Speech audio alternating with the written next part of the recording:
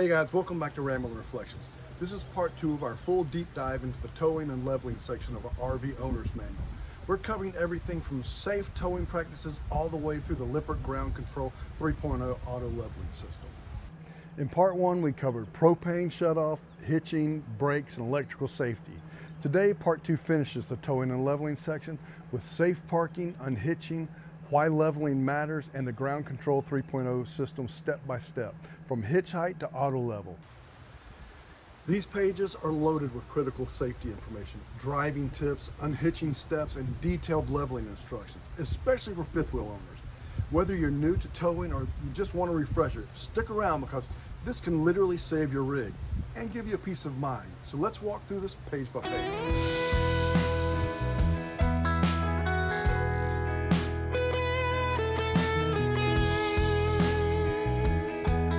Today, we pick back up with braking and stopping distance.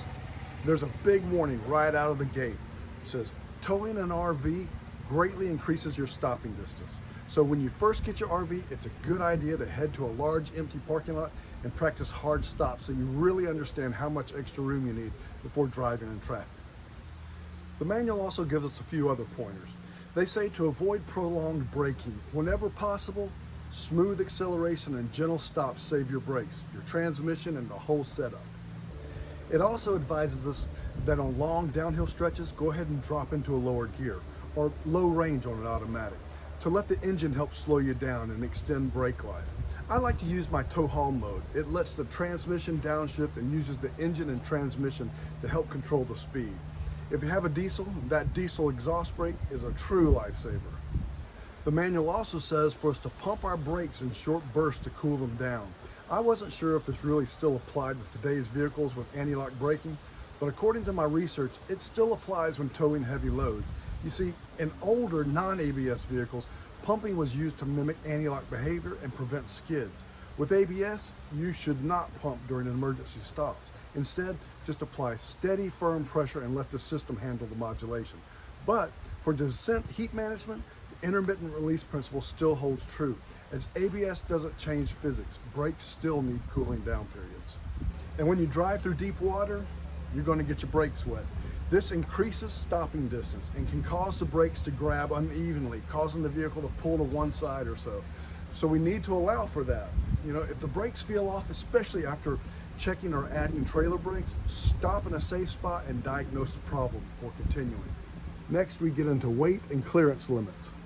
You need to always know the gross weight and total height of your tow vehicle and your RV combo. Include your RV roof ACs, your antennas, or anything that sticks above the roof height. They love to catch on low bridges and tunnels. Some older bridges, they won't support your weight either, so read every sign. Overloading or ignoring clearances is a fast track to major damage. Next section, we get into road conditions. They advise us to slow down before crossing any railroad tracks and then release brakes as you cross. This unloads the front suspension and increases the ride height. Wet or icy roads, no sudden throttle or brake inputs. Just easy does it to prevent skidding and loss of control. So slow down well in advance of any bumps, dips, or uneven pavement to reduce jolting your RV and tow vehicle setup. Next, we have a little warning box here about passenger safety. It's short and serious. Never let anyone ride inside the RV while it's moving. It's illegal in many states and extremely dangerous. The next section we get to talks about turning corners. This is where a lot of fifth wheel newbies get caught. The RV does not follow your tow vehicle's path. It cuts a tighter turn, so you have to compensate for this by pulling out into an intersection farther than you normally would, so that the RV clears the obstacles. And you need to allow for tail swing also. A general rule of thumb to follow is go ahead and measure from your center axle of your rear wheel to the farthest part of the overhang on the back of your camper. And for every 3 foot of overhang, there's approximately 1 foot of tail swing.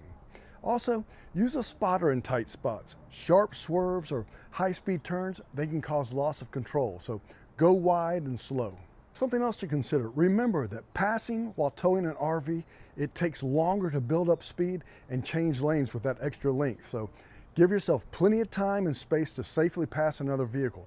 It's not like driving your sports car. And changing lanes in traffic, that also takes longer due to the extra length of your RV. So signal clearly, double check your mirrors, and only pass when it's safe. We have a rear view camera on our rig, and I don't know how I ever hauled without one. You can check that out here. Okay, here we go. Next section gets into backing up. Best advice I can give you is to practice in an empty lot. You can stay in pull-through sites, but if you camp very much, you aren't always going to have a pull-through site available. So you need to learn how to back your rig up. An easier way to remember how to back a camper and get it to go where you want to is steer from the bottom of the steering wheel. If you hold the bottom of the steering wheel, you'll steer the rig like it needs to go.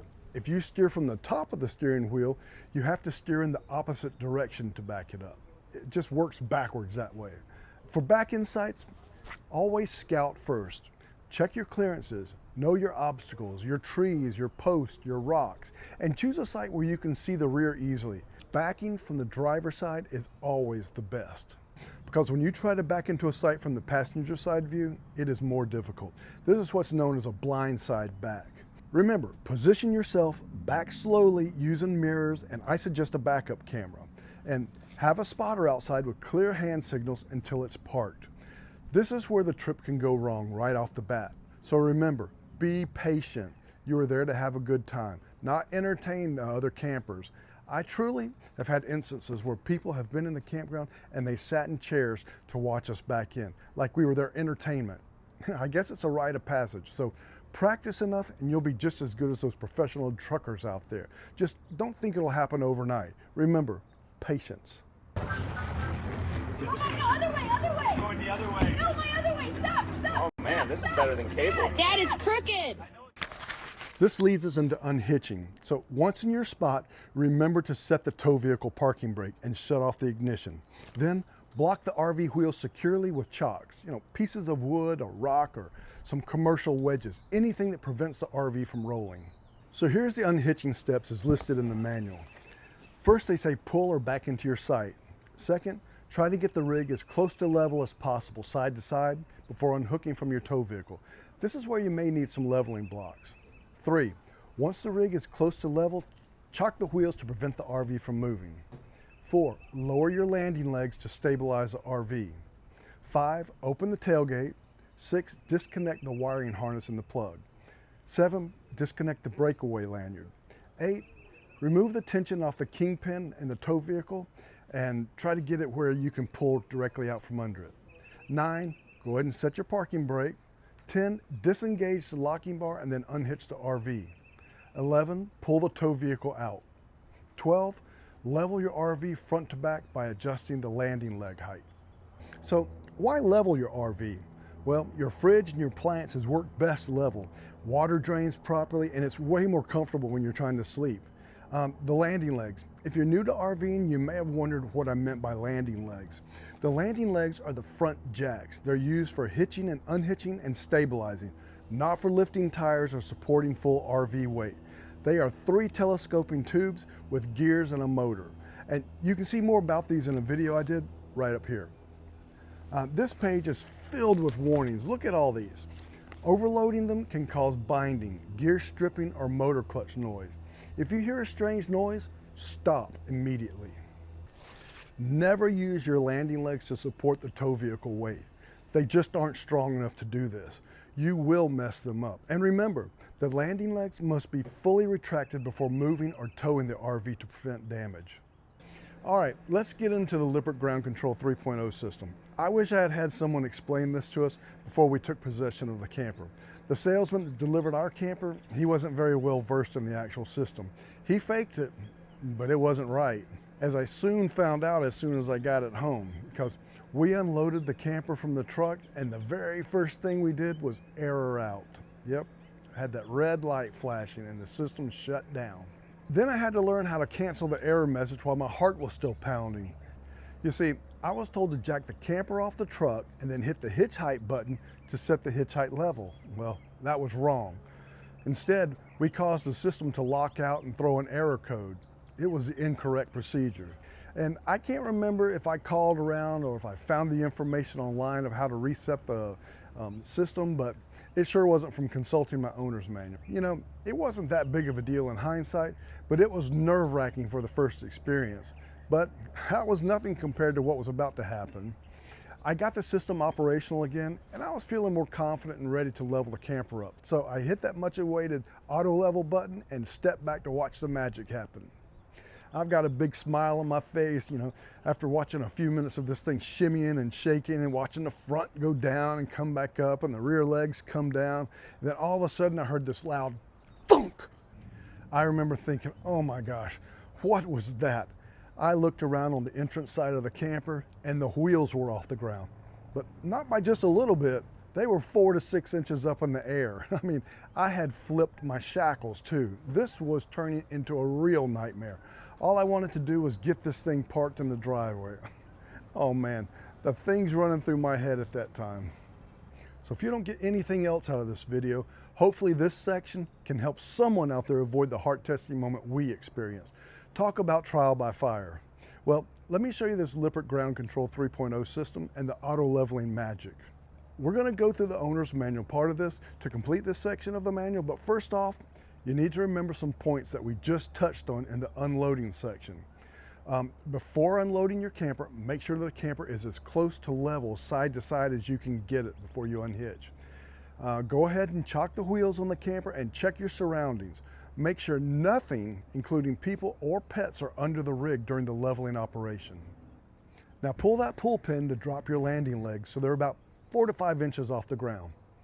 Once this is all done, you're ready to unload your camper. To unload the camper, the first thing you're going to do is you're going to wake the system up by pushing the up and down arrows. Then you're going to lower your landing legs so they make contact with the ground. And you're going to disconnect your hitch according to your hitch manufacturer's recommendations. Then you'll undo all the connections, your 7-point pin harness, your emergency breakaway cable, and anything else you may have connected. In our case, we haul with a gooseneck, so we have to disconnect our safety chains and drive out from under the camper. Let me show you the equipment the Ground Control 3.0 leveling system comes with. First, you have this mini touchpad. Now, our camper is a 2021, so our touchpad, it may be located in a different place than yours. But as you can see from the manual and our actual touchpad here, they're a little different looking, but they have the same features and work pretty much the same way. You have an up, down, auto level, and retract all button. You also have an LCD screen and a leveling app. All of these operate the jacks front, rear, left, and right. So after you're unhitched and pulled away from the camper, you can initiate the auto leveling sequence. Now, press the auto level button and stand back. The rig will lower in the front, go back up, and then the rear jacks will initiate, and it'll finally find its level. It's pretty awesome when it works correctly. When it's done, you'll see a solid green LED light on the touchpad. Now, I do prefer to use my touchpad here, but you do have more options with the One Control panel and the One Control app. You can actually operate each jack individually from these points. You can individually use your front, rear, left, and right, and buttons to extend, retract. And if you have middle jacks, they often work together with the back jacks. These pages, though, they are chock full of critical warnings, like never get under the RV in a pinch crush zone while the jacks are in motion. And they say jacks are for leveling only, not tire changes or full weight support. They tell us to clear the area before operating, no people, pets, or property under the RV while it's leveling. Operate on solid and reasonably level surfaces, and exceeding limits or improper use can lead to serious injury, death, or damage. Now, for preventative maintenance, they advise us to clean the legs and remove dirt and debris. They say to check our battery terminals and controller wiring for corrosion and loose connections, and keep the battery fully charged. They say lubricate the exposed gear rods with dry lube every 3 months or so, more often if you're in a salt or snow areas, and inspect for damage before all trips. Now let's talk about hitch height. You remember that story I told you about airing out the leveling system on our first trip home? Well, it wasn't a big deal. It's really a simple fix. You see, you can go into your One Control panel or your app and reset the system just by pressing the OK button. Or, I just really learned this, you can go inside and just turn on one of the light switches at the panel inside and it'll reset the system. But let's keep from airing out in the first place, all right? When you unhitch from the vehicle and you drive out, don't touch any buttons except the auto level. Where the salesman had me pushing the hitch height button to set the height, no. All you really do is start leveling. The system is pretty cool. It remembers where you stopped your jacks when you raised it off of the truck. So when you're ready to hook up, all you have to do is make sure no one or anything is under the rig, check for any obstructions, and push hitch height. That's it. This will take the camper up to the height that you unhitched at, and you're ready to hook up. Now, I don't blindly trust that everything is the right height. I always have Rose stand back there to make sure everything is lining up correctly when I'm backing the truck up to hook up. And honestly, that's all there is to it, seriously. Well, that's going to be a wrap on the complete towing and leveling section of the owner's manual. And here are the big takeaways. Know your exact numbers, practice every maneuver until it feels second nature, and always use spotters when available.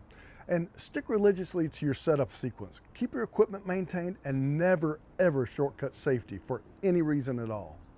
Hey, if this series has made you feel more confident about towing and leveling your fifth wheel, I'd love it if you'd give us a thumbs up. And drop a comment below. Let us know your RV model or your biggest aha moment.